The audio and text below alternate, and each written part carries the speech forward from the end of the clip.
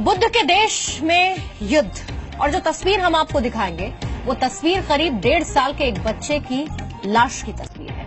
और इस बच्चे का नाम है मोहम्मद शोहयाब। और इस बच्चे की तस्वीर ने पूरी दुनिया को दर्द के रिश्ते से बांध दिया है। इस बच्चे का जन्म म्यांमार में हुआ था, लेकिन इसे अपना ही देश छोड़कर भागना पड़ा।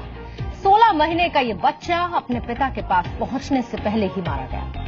इस बच्चे के शव को उसके पिता ने पहचाना, और जब एक फोटोग्राफर ने कीचड़ से सने इस बच्चे की तस्वीर खींची तो ये खबर पूरी दुनिया में वायरल हो गई।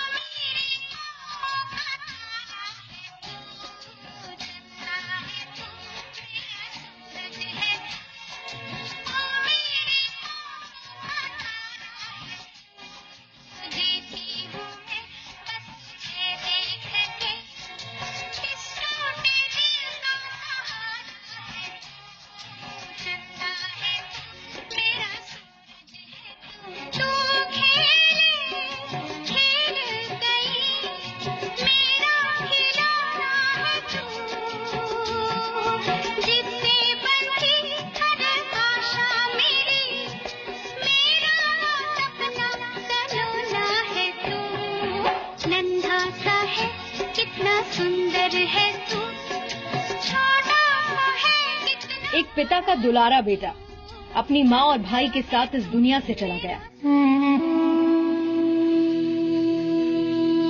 लेकिन जाते जाते इस मासूम ने दुनिया को दर्द के एक ऐसे धागे में जकड़ दिया है कि आज हर किसी की आंखों से सिर्फ और सिर्फ आंसुओं का सैलाब निकल रहा है।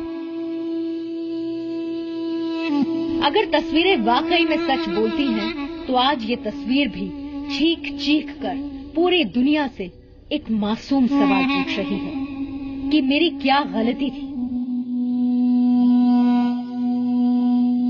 ये तस्वीर 16 महीने के बच्चे मोहम्मद शोहयाब की है, जो म्यांमार का रहने वाला था। हर रोज सुबह उठकर अपने पिता को खेलने के लिए तंग किया करता था। जब मैं इस बारे में सोचता हूँ तो मुझे घुटन होने लगती है। मैं ठीक से सांस नहीं ले पाता। जब मैं ये तस्वीरें देखता हूँ तो मुझे लगता है कि मैं मर जाऊं। इस दुनिया में जीने का कोई मतलब नहीं।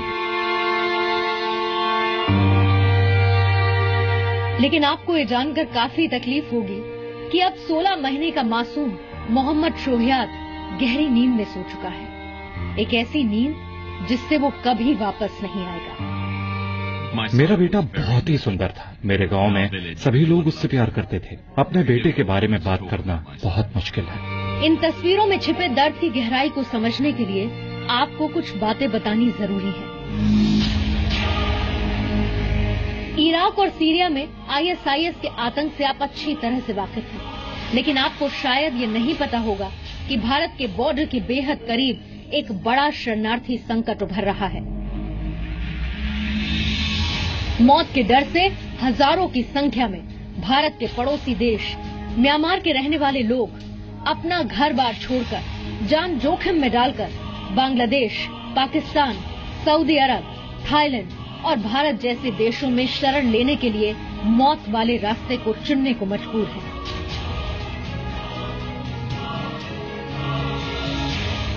पश्चिमी म्यांमार के रोहिंग्या इलाके में हर रोज रोहिंग्या मुसलमान अपना घर बार छोड़कर जाने को मजबूर हो रहे हैं। आप सोच रहे होंगे कि म्यांमार तो बुद्ध धर्म को मानने वाला देश है, फिर वहां पर रोहिंग्या मुसलमान पर अत्याचार क्यों हो रहा है? क्यों लाखों रोहिंग्या पुरुषों को मौत के घाट उतारा जा रहा है? क्यों बच्चों को आग में झोंका जा रहा है?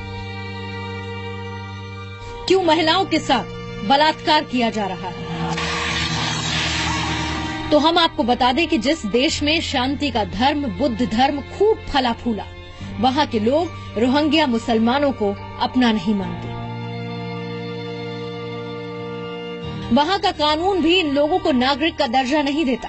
इसीलिए हर दिन पलायन को मजबूर ये लोग नाफ नदी पार करके बांग्लादेश में शरण लेते हैं, और इसी कोशिश में अक्सर कई लोग डूब कर मर जाते हैं। जो लोग म्यांमार नहीं छोड़ पाते, उन लोगों का हर रोज मौत से मुकाबला अपने ही देश में होता है। मैंने लेना आई। सुबह करीब 4:15 बजे वो मस्जिद गए। अक्सर वो 15 मिनट में आ जाया करते थे, लेकिन उस दिन वो पास नहीं आए। तभी खबर आई कि गली के कोने पर किसी को मार दिया गया है।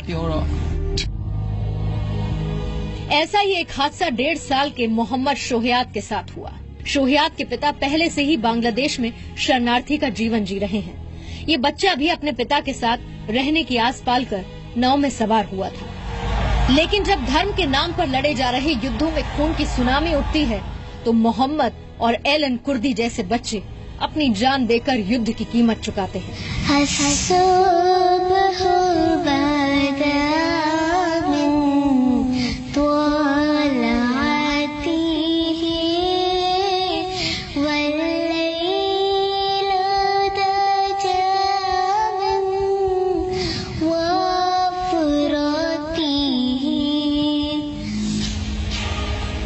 बुद्ध के देश के बौद्ध भिक्षु रोहिंग्या मुसलमानों के खून के प्यासे क्यों हैं? ये समझने के लिए आपको इस इलाके का इतिहास समझना होगा। ब्रिटिश राज में म्यांमार को बर्मा कहा जाता था और तब बर्मा ब्रिटिश इंडिया का हिस्सा हुआ करता था।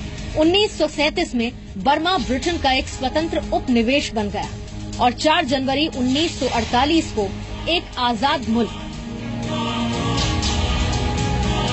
लेकिन दशकों तक सैन्य शासन झेलने वाले म्यांमार में रोहिंग्या मुसलमानों की राह मुश्किल होती रही। रोहिंग्या जिस इलाके में रहते हैं वो उसे अराकान कहते हैं और एक स्वतंत्र स्टेट मानते हैं। 1947 में जब भारत और पाकिस्तान का बंटवारा हुआ था तब रोहिंग्या मुस्लिम नेताओं ने मोहम्मद अली जिन्ना से गुहार लगाई थी कि वो अराकान को पूर्वी पाकिस्तान का हिस्सा बना ले, लेकिन जिन्ना ने इस पेशकश को ठुकरा दिया और तब से लेकर आज तक लाखों रोहिंग्या मुसलमान नरसंहार का सामना कर रहे हैं।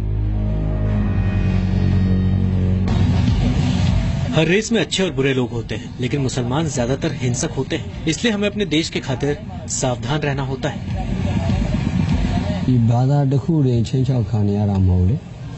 सिर्फ धर्म ही खतरे में नहीं है, पूरा देश खतरे में है। जैसे उन्होंने बांग्लादेश बनाया, पाकिस्तान बनाया, उसी तरह 2010 में ये लोग बर्मा में इस्लामिक स्टेट बनाने की कोशिश कर रहे हैं। इसलिए पूरा देश खतरे में है, न कि सिर्फ हमारा धर्म।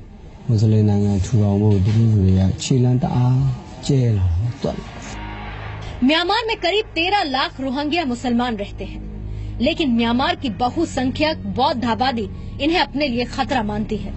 म्यांमार का मौजूदा कानून भी इन्हें म्यांमार का नागरिक नहीं मानता। कहा जाता है कि रोहिंग्या मुसलमानों का संकट किसी को दिखाई नहीं देता। यहाँ तक कि शांति का नोबेल पुरस्कार जीत चुकी म्यांमार की सबसे बड़ी नेता आंग सान सू की भी रोहिंग्या मुसलमानों पर हो रहे अत्याचारों पर खामोश है। To violence. I object to violence committed by anybody against anybody. It does not matter whether the violence is committed by Buddhists. मैं हिंसा का विरोध करती हूँ। हिंसा कैसी भी हो, इससे फर्क नहीं पड़ता कि हिंसा बुद्धिस्ट कर रहे हैं, मुस्लिम कर रहे हैं या क्रिश्चियन। मैं इसका विरोध करती हूँ और मैं हमेशा हिंसा के विरोध में रहूंगी। Depends very much on whether or not they meet the requirements of the citizenship laws as they now exist. माना जाता है कि करीब 36,000 रोहिंग्या मुसलमानों ने भारत में भी शरण ली है और वो यहाँ आकर बाकी मुसलमानों को बचाए जाने की गुहार लगा रहे हैं। कोई अपना वतन, अपना घर, अपना मुल्क नहीं छोड़ के भाग के नहीं आता। कोई मजबूर हालत से हमारा रोहिंग्या जो रिफ्यूजी मुसलमान आंध्र प्रदेश हैदराबाद में आया है, ये हम लोग को आप खुश करे तो हम लोग को एक प्लाट दिए तो हम लोग कहीं भी जुब्बी डाल के रह सकते। अगर यहाँ बालापुर, दरगाह शरीफ, हाफिज बाबा नगर अतराब में रहता है तो हम लोग को प्रॉब्लम ये है, ये खाने में पीने में बहुत मुश्किल में, लेकिन हम लोग भीख मांगने वाला नहीं है। भारत के 4 राज्य अरुणाचल प्रदेश, नागालैंड, मिजोरम और मणिपुर की सीमाएं म्यांमार से मिलती हैं। इसीलिए भारत के दरवाजे पर उभर रहे इस शरणार्थी संकट के बारे में हर भारतीय को पता होना चाहिए। ब्यूरो रिपोर्ट, जी मीडिया।